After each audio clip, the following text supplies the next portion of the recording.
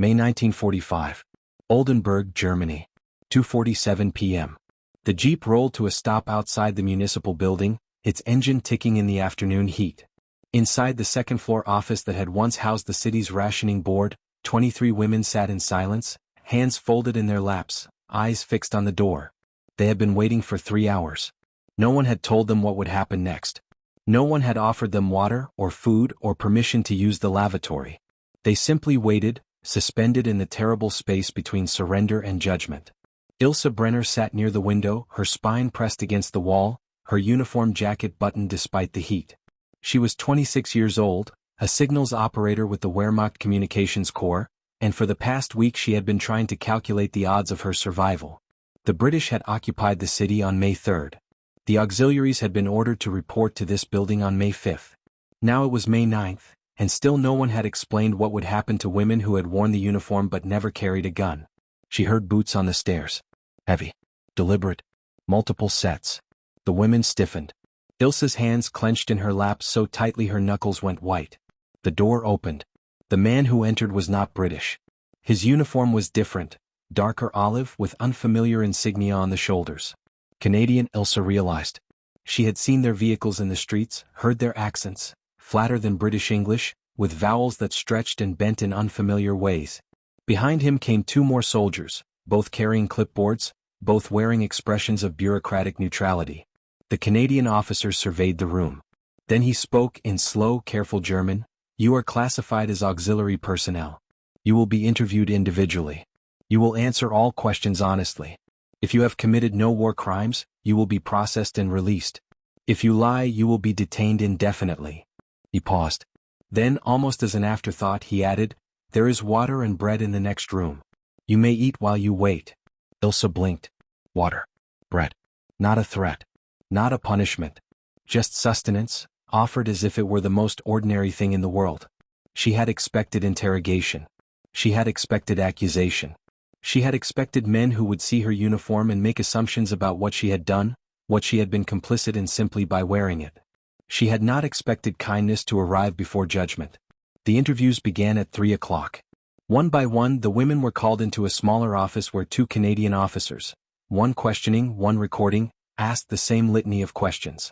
Name, rank, unit, duties. Where were you stationed? Did you ever work in or near concentration camps? Did you witness executions? Did you participate in any action that violated the Geneva Convention? Ilse was called at 4:30. She entered the room with her shoulders squared and her jaw set, prepared for hostility. The officer behind the desk, a captain judging by his insignia, gestured to a chair. "Sit." She sat. He opened a folder containing a single sheet of paper. Her personnel file or what remained of it. Most of the Wehrmacht's records had been destroyed in the final weeks of the war, burned in oil drums outside collapsing command posts. But enough had survived to create a skeleton of bureaucratic truth. The captain read in silence for a moment. Then he looked up. "You were a signals operator." "Yes." "You transmitted and received coded messages." "Yes." "Did you know what the messages contained?" Ilse hesitated. This was the question she had been dreading. The truth was complicated. She had known some things, troop movements, supply requisitions, casualty reports. She had not known others, or had chosen not to know, which amounted to the same guilt. She had typed words that ordered men to their deaths. She had routed communications that coordinated campaigns of occupation and brutality. But she had never pulled a trigger. She had never stood guard at a camp gate. She had only sat at a desk and done her job. "Some," she said finally. "Not all." The captain nodded. He made a note. Then he asked, "Did you ever send or receive messages related to the deportation or execution of civilians?" "No." "Are you certain?" "Yes." He studied her face for a long moment, as if weighing the truthfulness of her answer against some internal calculus. Then he closed the folder. "You're free to go. Report to the British Administration Office tomorrow morning at 9. They'll issue you a discharge certificate and a ration card." Ilse stared at him. "That's it. That's it. You're not detaining me?" "Should I be?" She had no answer. She stood, her legs unsteady, and walked to the door. Then she paused and turned back. "Why?" she asked. The captain looked at her with an expression she couldn't read. Not pity, not contempt, something closer to exhaustion. "Because you're not a war criminal. You're just a soldier who lost. If this moment already changed how you see the war, subscribe, the next will surprise you even more. Ilse had not always been a soldier. She had been a clerk in a textile mill in Dusseldorf, typing invoices and managing inventory, until the mill was bombed in 1943 and half the staff was buried under rubble. After that, she had two choices: enlist in the Wehrmacht Auxiliary Corps or be conscripted into a munitions factory. She chose the former. It seemed safer, more dignified, a chance to serve without killing. She trained for 6 weeks at a facility outside Berlin, learning Morse code and radio operation, memorizing encryption protocols and signal hierarchies. She was assigned to a communications hub in Bremen, then transferred to Oldenburg in the spring of 1944. Her job was to transmit orders from regional command to field units, to relay casualty reports back up the chain, to keep the machinery of war running smoothly from a desk in a windowless room. She had been good at it, efficient, reliable. She had never questioned the orders she transmitted. Questioning was not part of the job. The job was to type, to encode, to send. The job was to remain a cog in a machine so vast that no single cog could see the whole mechanism, let alone comprehend its purpose. But the war had ended. The machine had stopped. And now she was standing outside the municipal building in the late afternoon sun, holding a slip of paper that said she was free, and she had no idea what freedom meant anymore. The city was in ruins. Allied bombing had destroyed the old quarter, leaving only skeletal walls and piles of brick. The central train station was a crater. The hospital had no roof. Refugees clogged the streets, displaced persons from Poland, Ukraine, the Baltic states, all of them trying to get somewhere that no longer existed. The British military government had established checkpoints at every major intersection, and soldiers in khaki uniforms stood watch with rifles slung over their shoulders, faces impassive. Ilse walked through it all in a daze. She had nowhere to go. Her parents' house in Dusseldorf had been destroyed in 1943. Her younger brother, conscripted at 17, had died at Stalingrad. Her older sister had married a party official and moved to Munich. Ilse had not heard from her since January. She had no money, no possessions beyond the clothes on her back, no prospects. Germany was a graveyard, and she was one of its ghosts. She found temporary shelter in a church basement where the Red Cross had set up a displaced person station. There were cots, blankets, soup served twice a day from enormous cauldrons. The volunteers were mostly German women, older, gray-haired, moving with the brisk efficiency of people who had already survived one war and knew how to endure another. They asked no questions. They handed out bowls of thin vegetable soup and squares of black bread and moved on. Ilse sat on her cot and ate mechanically.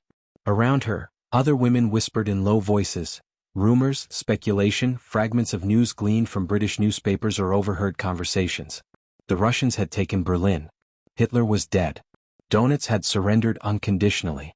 Germany would be divided, occupied, dismantled. No one knew what would happen next.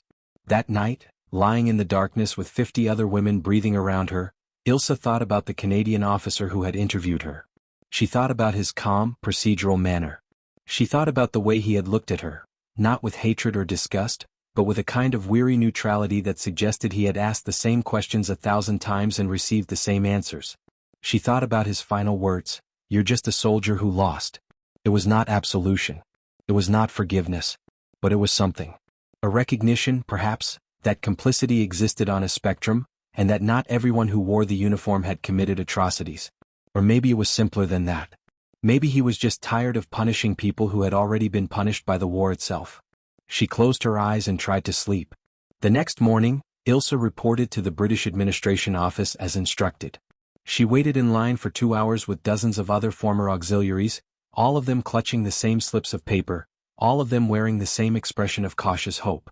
When her turn came, a British clerk stamped her discharge certificate, issued her a ration card, and handed her a pamphlet printed in German, "Displaced Persons: Your Rights and Responsibilities Under Allied Occupation." She scanned the pamphlet as she walked back to the church. It outlined the basics: where to register for food rations, how to apply for housing, what restrictions applied to former military personnel. There was a section on employment. Certain jobs were forbidden to anyone who had served in the Wehrmacht, including positions in government, education, and law enforcement. But other jobs were permitted: factory work, agricultural labor, domestic service.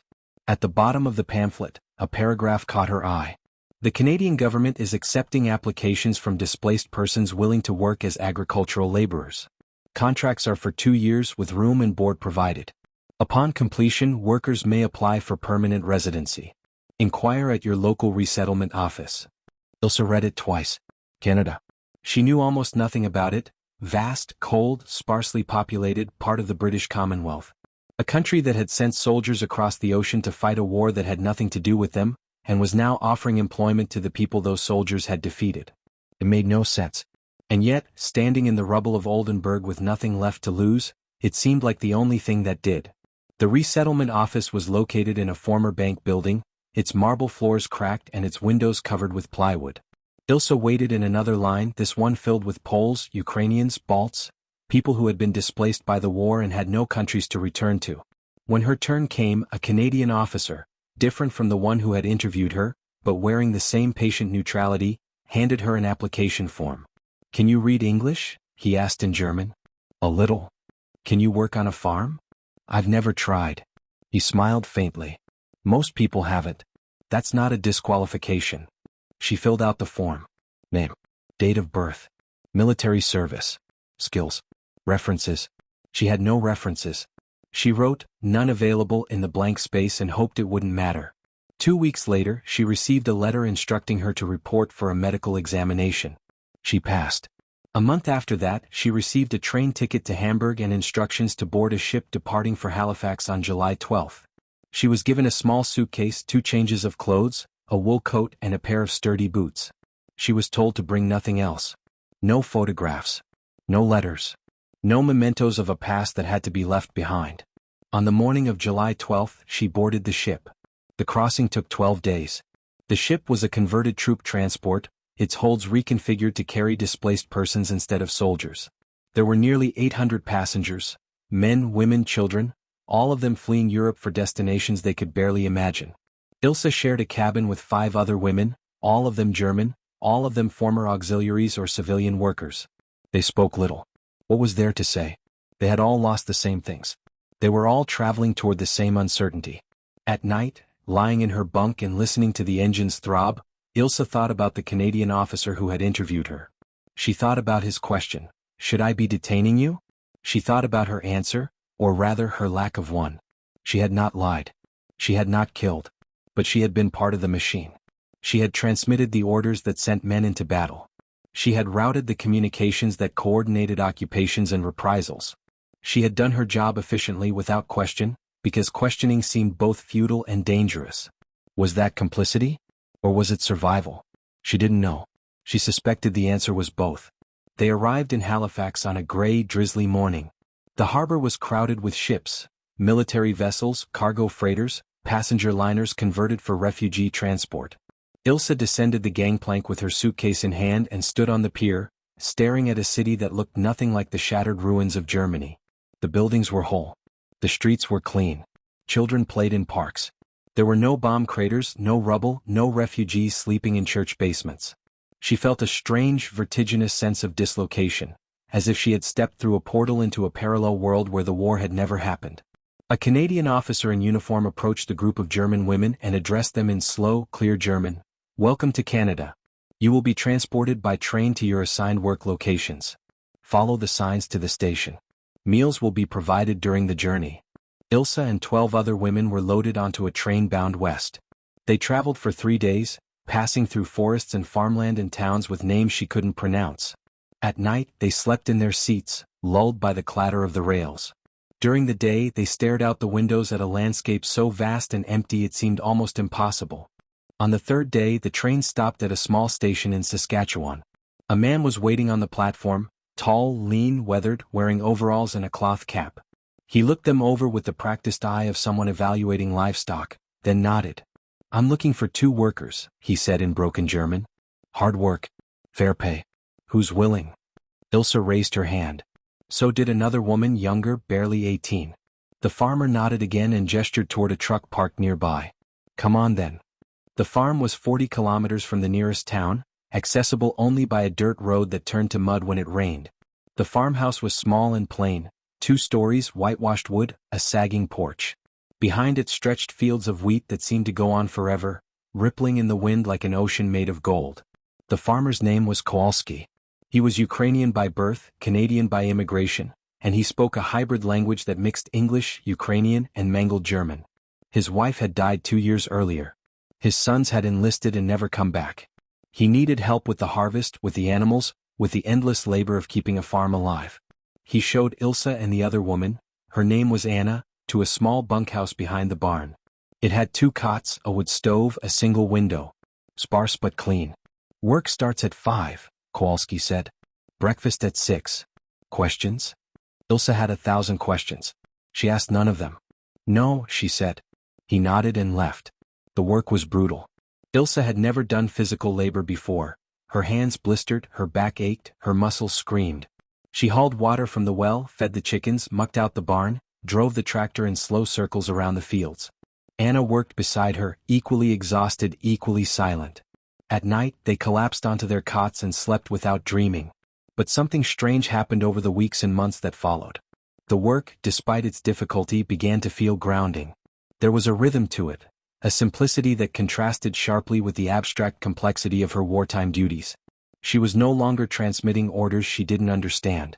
She was feeding chickens, hauling water, harvesting wheat. The results were immediate, tangible, real. Kowalski was not unkind.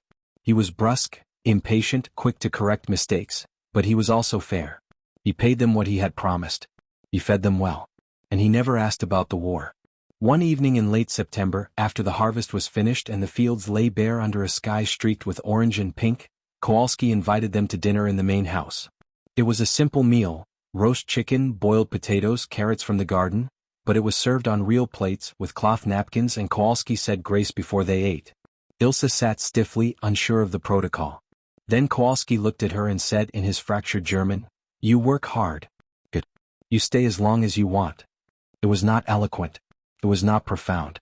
But it was the first time since the war had ended that someone had acknowledged her effort without suspicion, without judgment, without the shadow of her uniform hanging over her. She felt something inside her begin to unclench. If you're seeing this war in a new light, subscribe. The next scene will challenge you even more. Winter arrived early that year, blanketing the prairie in snow so deep the roads became impassable. Ilsa and Anna were snowed in for weeks, confined to the farm, their world reduced to the distance between the bunkhouse and the barn. The cold was savage, nothing like the winters she remembered in Germany. This cold was a living thing, sharp-toothed and relentless, that clawed at exposed skin and turned breath to ice. But inside the farmhouse there was warmth. Kowalski had a wood stove that burned day and night, and he invited the women to spend their evenings there rather than freezing in the bunkhouse. They sat by the fire, mending clothes or reading battered books from Kowalski's meager library, and sometimes Kowalski would tell stories about his own immigration, how he had fled Ukraine in 1921, how he had crossed the ocean with nothing, how he had built this farm from scratch. "You think you lost everything," he said one night, staring into the fire. "But you didn't. You lost a country. Countries come and go. You still have yourself." Ilsa thought about that. She thought about the girl she had been before the war, the clerk in the textile mill, typing invoices, living a small, unremarkable life. She thought about the woman she had become during the war, the signals operator transmitting orders, complicit in a machine she could not see. And she thought about the woman she was now, a farm laborer in a foreign country, learning to feed chickens and haul water and survive winters that felt like punishment. She didn't know which version was real. Maybe they all were. Maybe identity was not a fixed thing but something you rebuilt, over and over, from whatever materials were left. In December, a package arrived at the farm. It was addressed to Ilsa, forwarded through the resettlement office. Inside was a wool scarf, a tin of shortbread cookies, and a letter written in German. "I don't know if you remember me. I interviewed you in Oldenburg in May. I've thought about you often and wondered how you were managing. Someone at the resettlement office told me you'd been placed in Saskatchewan. I hope the work is not too difficult. I hope you found some measure of peace. You deserved better than what the war gave all of us. Captain M. Thornton, Canadian Army." Ilsa read the letter 3 times. She remembered him, the calm, procedural officer who had asked her questions and stamped her discharge certificate and told her she was just a soldier who lost. She had not expected him to remember her. She had been one face among thousands. But he had remembered. And he had cared enough to track her down and send her a package. Not out of obligation. Not out of pity. Just because. She sat down at Kowalski's kitchen table and wrote a reply. Her English was still poor, so she wrote in German and asked Kowalski to help her translate. "I remember you. Your fairness saved me when I had no right to expect saving. I am working on a farm now. The work is hard but honest. I am learning to live without fear. Thank you for seeing me as a person when I could barely see myself that way. Ilse Brenner. She mailed the letter the next day. 3 weeks later a reply came. And then another. And slowly, over months and years, a correspondence developed. Brief, infrequent, but consistent. Two people who had met at a moment of judgment and found in the aftermath a way to bear witness to each other's survival. By 1947, Ilse's 2-year contract was complete. She had saved enough money to rent a small apartment in the nearest town, and she had been offered a job at the local post office. But Kowalski asked her to stay. "You're a good worker," he said. "And I'm old. I need help." Ilse stayed. Not because she had nowhere else to go, though that was partly true, but because the farm had become something she hadn't expected. Home. Not the home she had lost, but a new one built from scratch just as Kowalski had built his. She worked. She learned.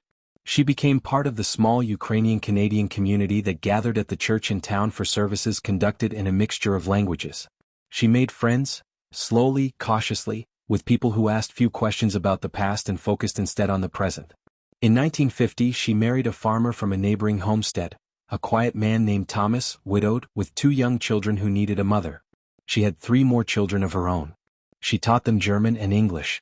She never spoke about the war, but she kept Captain Thornton's letters in a wooden box beneath her bed, tied with the scarf he had sent her, and sometimes when the house was quiet she would take them out and remember.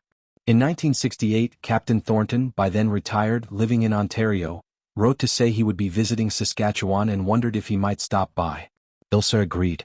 She was 49 years old, her children nearly grown, her hands calloused from decades of farm work.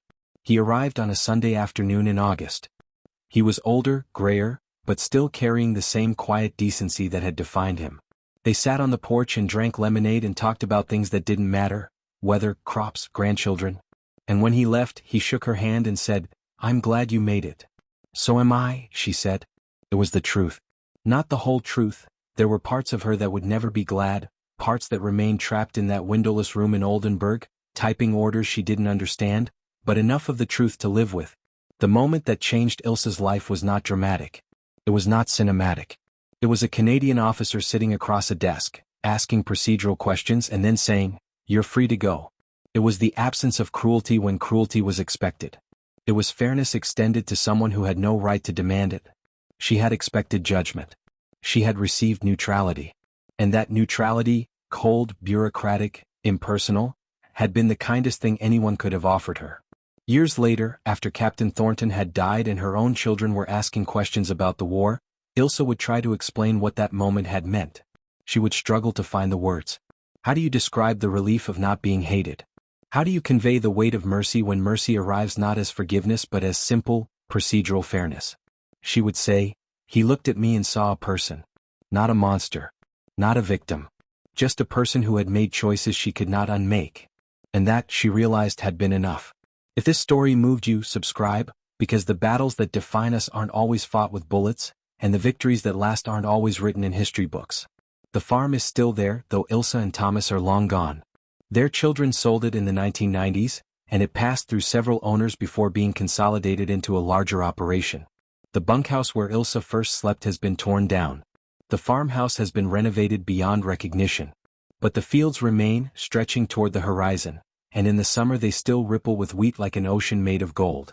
Somewhere in those fields, buried beneath decades of growth and harvest, are the ghosts of displaced persons who came here with nothing and built lives from the wreckage of a war that destroyed everything they knew. They are forgotten now, their names erased from official records, their stories lost to time. But they were real. They worked. They survived. They proved that even in the aftermath of atrocity, even when complicity and guilt blur beyond recognition, it is still possible to choose mercy over vengeance. The war had taught Ilse fear. The peace taught her mercy. And the moment that divided the two, the moment when a Canadian officer looked at her across a desk and said, "You're free to go," was the moment she began to understand that civilization is not a monument. It is a choice. Made once and then again until the choosing itself becomes a kind of faith. She had expected brutality. She had received fairness. And that simple reversal, that ordinary miracle, reminds us that even enemies deserve to be seen as human. Not absolved. Not excused. But seen. She changed her mind instantly. Not about the war. Not about her complicity. But about the Canadians she had been taught to fear.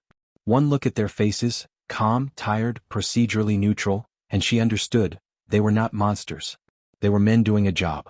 And the job that day was not to punish but to process.